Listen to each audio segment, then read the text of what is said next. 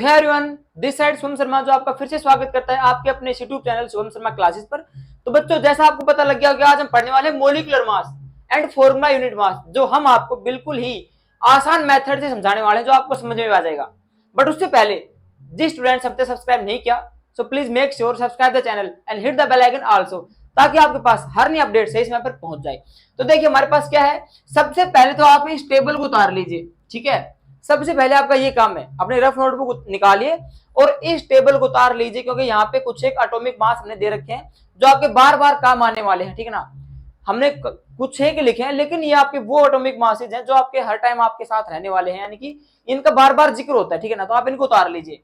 ठीक है, तो और जिन भैया बहन ने हमारे जो पार्ट 8 पीछे के पार्ट 8 हैं नहीं पढ़े, उनका लिंक आपको डिस्क्रिप्शन में मिल जाएगा, जिससे आप एक टैब से सीधा प्लेलिस्ट पर पहुंच जाओगे और वहां पे आप आसानी से उसको पढ़ लोगे। तो देखिए हमारे पास है मॉलिक्यूलर मास।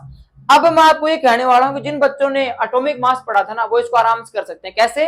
देखिए, एटॉमिक मास यानी कि एटम का मास, उसे हम क्या कहते हैं? Atomic mass. मॉलिक्यूलर मास क्या होता है? देखो ध्यान से इस चीज को समझो आप। मॉलिक्यूल का मास मॉलिक्यूलर मास, एटम का mass atomic mass, formula unit mass यानी कि जितने भी फॉर्मूले हैं हमने जो पढ़े थे केमिकल के, वो क्या हो जाएंगे? Formula unit mass. यानी कि सर एटॉमिक मास होगा एटम का मास एटॉमिक मास, मॉलिक्यूल्स का मास मॉलिक्यूलर मास। ठीक है, देखिए यहाँ पे हमने बता रखा है, it is the sum of atomic masses of all the atoms in a molecule of their substance. देखिए हमें पता है कि सर मॉलिक्यूल कौन बनाते हैं? एटम बनाते हैं। जैसे सर एटम जो है ना कंबाइन होते हैं, एटम ग्रुप बनाकर क्या बनाते हैं? मॉलिक्यूल बनाते हैं। सीधे भाषा में आपको ये समझाएं कि मॉलिक्यूल कैसे बनता है? कॉम्बिनेशन ऑफ एटम्स से क्या बनता है? हमारा एक मॉलिक्यूल बनता है। अब ये कह रहा है कि सर हमें मॉलिक्यूल्स का मास निकालना है, इसका मतलब हमें वो मॉलिक्यूल जितने एटम से बना है ना, हमें उन सभी एटम का मास निकालना होगा, फिर उन सभी को ऐड कर देंगे, मॉलिक्यूल का मास आ जाएगा हमारे पास। भी यही तो है, जितने एटम से बना है मॉलिक्यूल, उन सभी एटम का मास निकाल दो और उन सभी को जोड़ दो, हमारा क्या आ जाएगा? मॉलिक्यूल का मास आ जाएगा। सिंपल है। जैसे हमारे पास देखिए फॉर एग्जांपल यहाँ पे, जैसे सर हम निकालेंगे H2O का। ठीक है, हमारे पास H2O का सर क्या कह रहा है, आपको निकालना है मोलिकुलर मास निकालना है। किसका सर? H2O का निकालना है बच्चों। अब देखिए यहाँ पे इसको तोड़ लीजिए आप लोग। H2O बना किस किस से है? देखिए हमारे पास कोई मॉलिक्यूल है बच्चों। अब मैंने अब क्या कहा था कि जितने भी एटम से बना है ना, उन सभी एटम का मास निकालिए, एटॉमिक मास, और उन सभी को जोड़ दीजिए। तो देखिए हमारे पास एक H प्लस एक H प्लस एक O, यानी कि सर हाइड्रोजन दो है, एक हाइड्रोजन प्लस दो हाइड्रोजन प्लस एक हमारा क्या है? इसमें ऑक्सीजन है। ठीक है, अब हमारे पास हाइड्रोजन का मास कितना होता है? देखो यहाँ पे आओ, एक होता है एटॉमिक मास। तो हमने क्या लिख दिया यहाँ पे? एक प्लस दोबारा से हाइड्रोजन है प्लस एक प्लस हमारे पास ऑक्सीजन कितना है? 16 है। तो हमने क्या लिख दिया यहाँ पे? 16। तो यहाँ पे हमारा क्या आ जाएगा टोटल? 16, 17 और 18, यानी कि हमारे पास आ जाएगा 18U। हमारा किसका आ गया? H2O का मॉलिक्यूलर मास आ गया। अब चलिए एक एग्जांपल से हम और समझते हैं। जैसे सर हमको दिखाओ CO2 का दिखाओ। तो देखिए हमारे पास C प्लस O यानी कि सर दो तो ऑक्सीजन है और एक C है, यानी कि कार्बन ऑक्सीजन ऑक्सीजन। हमारे पास कार्बन का एटॉमिक मास कितना होता है? 12 होता है। तो हमने क्या लिख दिया यहाँ पे? 12 प्लस 16 प्लस 16। भाई ऑक्सीजन ऑक्सीजन दो हो गए 16। अब यहाँ पे देख लीजिए 6 6 12 12 और ये हमारा 14 हो जाएगा। 14 का 4 और 1 2 3 और एक 4, यानी कि 44 हमारा CO2 का मोलिकुलर मास ये आ गया हमारे पास। ठीक है, तो आई होप आपको ये समझ में आ गया होगा कि बिल्कुल आसान ट्रिक है कि सर मोलिक्यूल जो होता है जितने एटम से बना है ना, उन सभी एटम का एटॉमिक मास निकाल लीजिए, उन सभी को जोड़ दीजिए, हमारे पास ये चीजें आ जाएंगी। बहुत ही सिंपल है। अब हम पढ़ेंगे फॉर्मूला यूनिट मास। अब फॉर्मूला यूनिट मास हमें क्या कहता है? तो देखिए ये भी बहुत सिंपल है। अब जिसको मोलिकुलर मास आ गया वो इसको आसानी से निकाल देगा। सेम मेथड है, कुछ नहीं करना आपको। अब यहाँ पे आपको क्या देखना है कि सर हमारे को कोई भी जैसे कोई इक्वेशन दे रखी है, जहां पे आपको आयंस मिल गए ना, वहां पे आपको ये पढ़ना है। अब बच्चे कहेंगे सर आयंस क्या होते हैं, तो उसके लिए आपको हमारा प्रीवियस जो पार्ट है वो पढ़ना होगा कि आयंस क्या होते हैं। हमने उसके ऊपर पूरा वीडियो बना रखा है कि आयंस होते क्या है। अब जहां पे आपको आयंस मिलेंगे वहां पे आपको ये यूज करना है। सेम वो ये चीज है, कोई चीज नहीं इसके अंदर। जैसे मतलब हमारे पास एटम्स आ जाएंगे, एटम को जोड़ दो, ये भी आ जाएगा। सेम वो का प्रोसेस है, कुछ आपको अलग नहीं करना। कि बच्चे डर जाते हैं कई बार, सर इसमें कुछ नया तो नहीं करना है। कुछ नया नहीं करना, सेम वो का वो है। देखिए आपको समझाऊंगा मैं। It is the sum of the atomic masses. वही बात है, जितने भी एटम्स हैं सभी का आपको मास निकालना है। Of all the atoms in a formula unit of A compound, मतलब यहाँ पे आपका कंपाउंड बनेगा। भाई आपको मैं थोड़ी सी ट्रिक दे रहा हूँ कि यहाँ पे आपका कंपाउंड बनेगा, यानी कि sir different types of atoms से आपका जो कंपाउंड बनता है वो यहाँ पे बनेगा। वहां पे आपको आयंस मिलेंगे, आयंस मिलेंगे तो आपको फॉर्मूला यूनिट मास वहां पे निकालना है।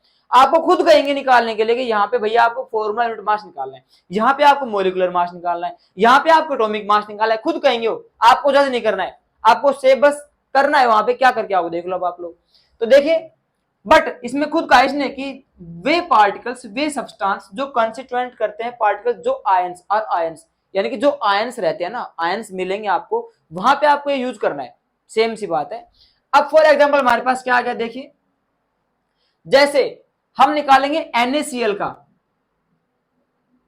किसका निकालेंगे, NaCl का हम निकालेंगे फॉर्मूला यूनिट मास, जो हमारे पास क्या है कंपाउंड है, ठीक है सर। अब देखिए यहां पे हमारे पास Na, सोडियम का हमारे पास कितना है भाई, यहां पे देखिए सोडियम का हमारे पास है 23, वो ये सेम, कुछ अलग नहीं, आप खुद कहोगे कि सर वो का वो था सेम टू सेम।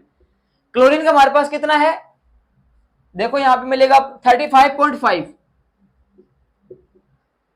अब इनको जोड़ दीजिए आप, जैसे 0.5 मैंने पहले लगा दिया और 5 और 3 यानी कि 8 हो गए, और 3 और 2 हमारे हो गए 5, यानी कि 58.5 यूनिट हमारा क्या आ गया, फॉर्मूला यूनिट मास हमारा आ गया NaCl का, ठीक है। अब हम एक एग्जांपल और लेके चलेंगे, बट उससे पहले आपको ये सारे के सारे याद करने के, सर हमारे को इसमें देख क्या रखा है, ठीक है ना, कंप्लीट आपको याद करना है। अच्छा एक एग्जांपल और देख लीजिए, थोड़ा सा हार्ड है वो, CaCl2। अब देखिए यहां पे आपको थोड़ा सा हार्ड जोर थोड़ा सा आएगा आपको, कैसे देखिए, Ca यानी कि कैल्शियम क्या आता है हमारे पास, कैल्शियम का हमारे पास क्या है 14, यानी कि हमारे पास 40 हो गया कैल्शियम का, प्लस क्लोरीन हमारे पास कितना है, क्लोरीन हमारे पास है 35.5। अब देखिए 35.5 इसको हमें 2 से गुणा करना है, चाहे आप 35.5 प्लस 35.5 कर दीजिए या फिर आपको उसको 2 से गुणा कर दीजिए, सेम टू सेम आपका आने वाला है वो ही, ठीक है। तो यहाँ पे इसके 2 है गुणा में, तो इसको हमने 2 से वो कर दिया, या आप इसको Cl प्लस Cl ऐसे भी कर सकते, तो भी अपना वो ही आने वाला है। अब देख लीजिए 40 प्लस, अब इसको गुना कीजिए, आज 5 2 जा 70 हो जाएंगे हमारे पास, और ये हमारे पास अलग से 2 5 10 रह जाएगा, तो यानी कि अप्रोक्सीमेट वैल्यू हमारे पास आएगी 71, ठीक है। अब देखिए 70 और 40 को जोड़ दीजिए पहले, फिर उसमें बाद में 1 ऐड कर देंगे, तो 70 और 40 हमारे पास हो जाएंगे 110, और 1 क्या हो जाएगा हमारे पास 111। ये हमारे पास यूनिट आ गई किसकी, फॉर्मूला यूनिट मास आ गया हमारे पास CaCl2 का। तो ऐसे आप लोगों को करना है फॉर्मूला यूनिट मास और मोलिकुलर मास और एटॉमिक मास, ठीक है। सिचुएशन सेम रहेंगी, आपको कुछ नहीं फेरबदल करना, सेम टू सेम ये मेथड अप्लाई करना है।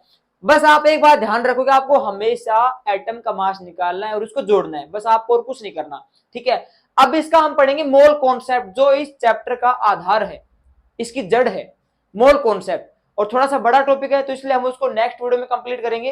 तब तक के लिए जिस बच्चे को यहाँ पे जो समझ में आ गया होगा, आई होप दैट जिसको समझ में आ गया वो वीडियो को लाइक करें और चैनल को सब्सक्राइब करें, और इस वीडियो को अपने क्लासमेट्स में के साथ शेयर करें, ठीक है। और मिलते हैं इसके नेक्स्ट वीडियो में, तब तक के लिए जय हिंद।